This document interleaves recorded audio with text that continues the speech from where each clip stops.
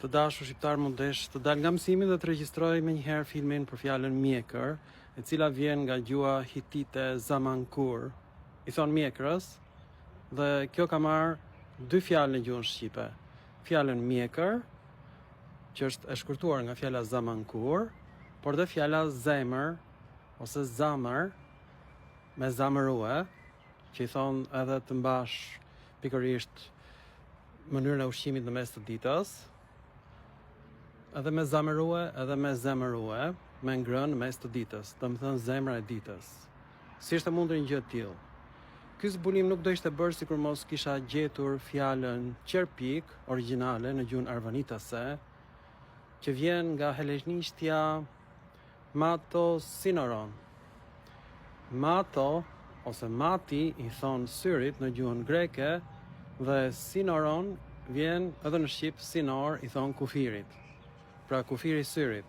Është një metaforë në gjuhën greke, ka mbetur në gjuhën arvanitase sinoron, edhe në gjuhën arbëreshe cinur i thon qerpikut ose kufiri i syrit. Pra gjuha shqipe regjistron metaforat e gjuhës helene, por dhe metaforat e gjuhës hitite. Pra Zamankur është pikërisht mjekra e zemrës. E jashtëzakonshme.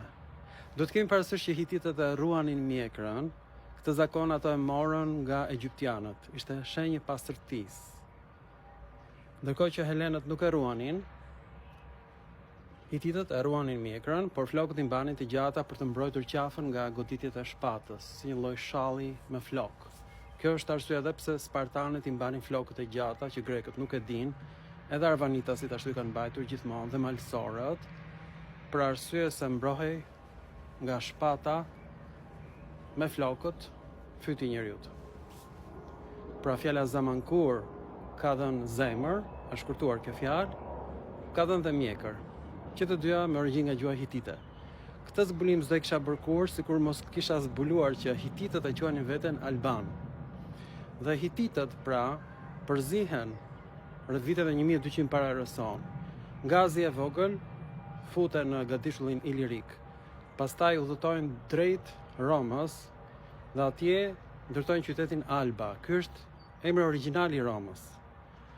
Banori i qytetit Romës quhej Albanos dhe në shumës ishte Albanitas ose Albanites. Kjo është për te imagjinatës njerëzore dhe këto dokumenta janë gjetur në enciklopedin e Stefanosit të Bizantit. Po ashtu ekzistojnë edhe dy qytete në Kret të albanëve, njëri që quhet Alba, qyteti i bardh, dhe Albi. Është shkruar me e, por që sot shqiptohet me i. Në gjuhën greke b-ja bëhet v dhe emri Albanopolis, kryeqyteti i albanëve, bëhet kryeqyteti i arvanitasve.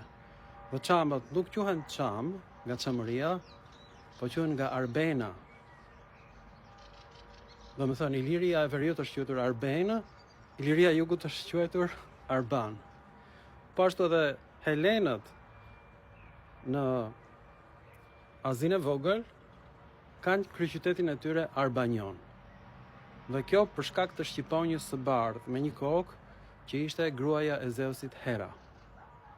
E përsëris.